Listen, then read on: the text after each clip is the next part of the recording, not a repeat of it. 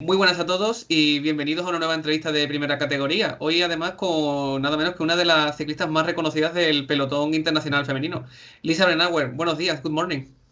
Good morning. How is it going this pre-season? Yeah, it's going quite well. I had a good training camp, and at the moment I'm on Madeira Island for another camp of good training, and soon gonna return to see my team. Hopefully in close to Alicante. And how many weeks will you be with your team? I hope we'll be together around 2 weeks. And it's always good to train together, to see each other, and we can also use the time to make a plan for the season, and it's always good to be together. Hi Lisa, how was last season for you? Was it difficult because of coronavirus and all the calendar changes? Yes, it was definitely not easy. I think the hardest thing was to not know when the season is going to restart. What could be your goals? What are you training for? Next to all the next to the big problem in the world. I mean, of course, I had the same fears than everybody. But speaking about sports, it was hard to train and not know what will come. But I also felt lucky because my teammates in from other countries, and also, I mean, your country has been in a big lockdown where the also the riders couldn't leave the house to train. So I felt lucky at the same time because I could always do my job, go out, ride my bike, train, and be ready for when the season's gonna restart. And then luckily we had some races in the end, and organizers could manage to make races, and they could have good plans to get us on the bike. So in the end, I'm happy with how the season went for me personally. When we speak about the sports side, I mean, all the rest, of course, was pretty tricky, I think, for every one of us. Was it weird the lack of people or fans in the races? Yeah, this was weird. It was different. You're in this Tour of Flanders and you are so used to the crowds, or Strade Bianche race, or all those races where um, you are so close to the spectators and they almost push you up the climb. Um, and now they weren't there, but I understand that it was better to have at least a race and be safe, and people have to watch from home instead of having no race. So I think for the health of everybody, it was the right decisions, and I hope a lot of people watch at home behind the television. One question referring to the television thing. Do you think that women's cycling should have more live broadcasts? Because this season, for example, we found out that there were not really a lot of races broadcasted live. Yes, it's still a big step that women's cycling has to make.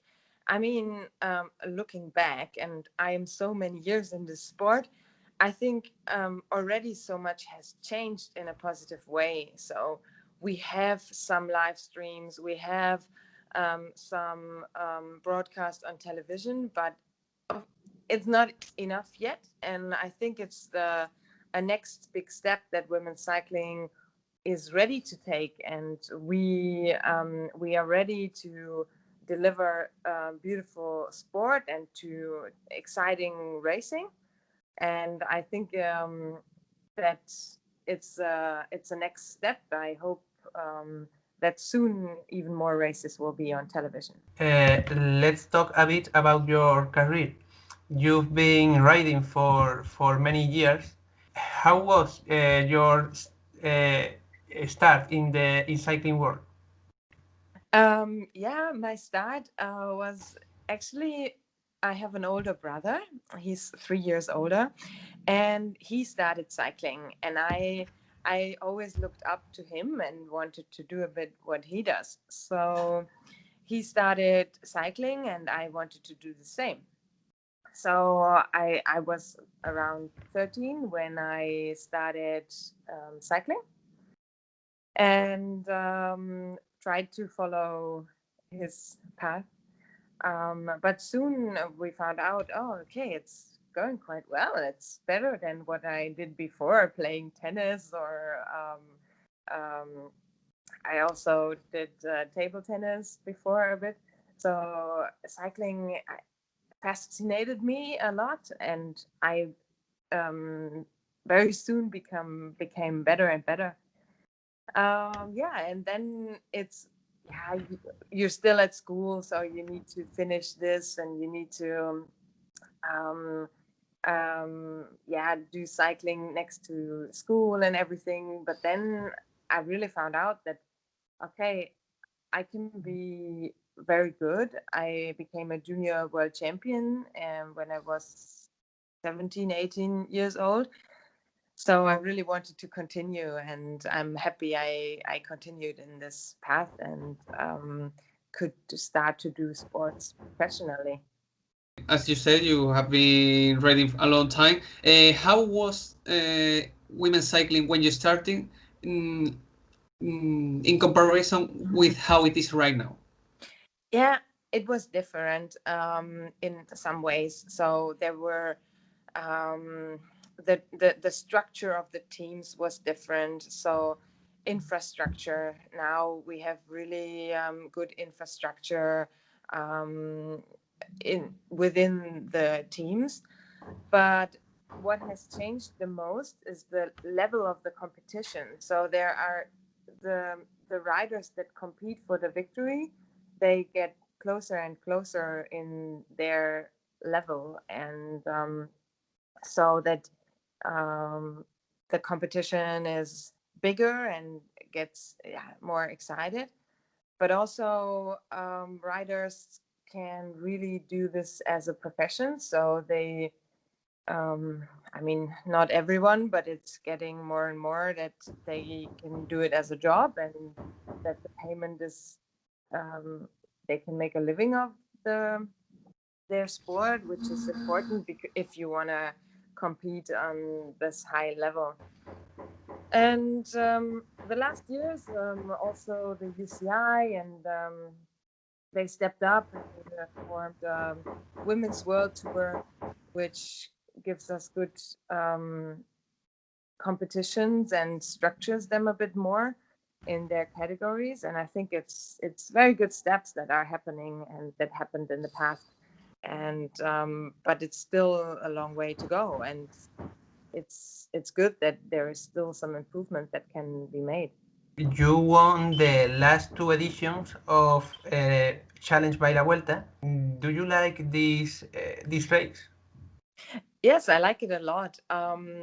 It's a special race for me and my team because we're also the main sponsor of the team, and so for us it has a special meaning. It's so close to our main sponsor that a lot of people come and watch and support us.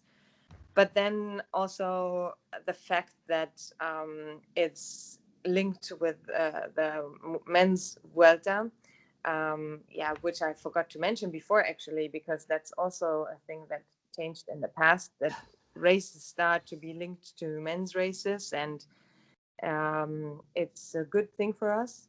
And it's the same at La Vuelta.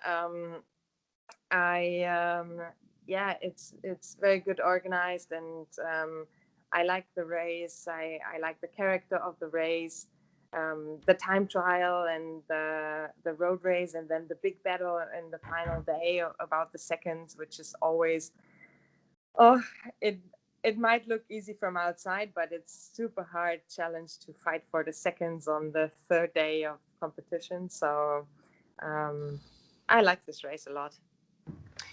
Both La Vuelta organizers and Tour de France organizers are talking about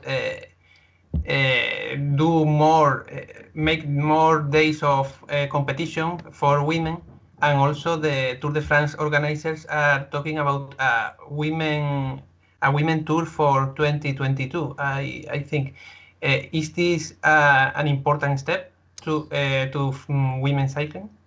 Yeah, I'm excited to see what's gonna happen and what's gonna be the outcome. But I think that it's really good that these kind of races are gonna grow. But at the same time, I hope that races that have been there over years and years and have found their place in the women's calendar will stay, because I think it's also those races who went all the way together with us to grow women's cycling. So it's a very good mix of tradition and new races of big organizers, and that's what I like a lot. But it's going to be exciting to see how the races, and also of course the Tour de France will decide, and if La Vuelta is going to be more days next year's.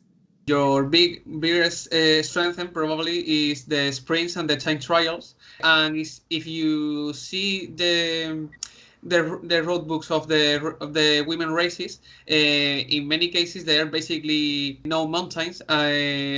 Actually, this is for you kind of better because it fits you with your style, or you would prefer more hikes and mountains? Yeah, I mean, speaking about me personally, of course I think that the high mountains are not my strengths, and that's okay. I mean, you need to focus on where you're good in, and for me, that's not the long mountains. So when I target races, of course I look in the road book, and I look for races that suit me and that maybe have a time trial, maybe are hilly, because I think that still suits me.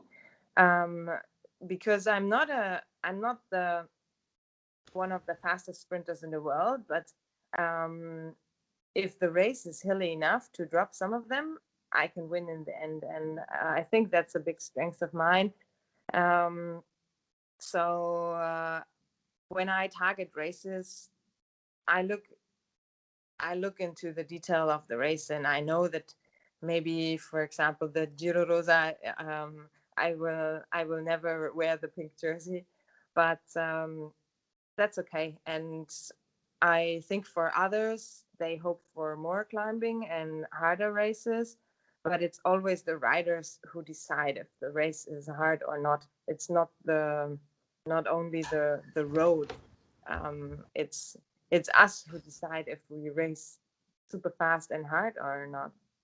So could you tell us if you know what will be your main focus or your main goal this season? My big goal will be the Olympic Games, and I really hope that in some way they're going to happen. It would be my third Olympic Games, and it's, yeah, the biggest highlights in a rider's career, I would say.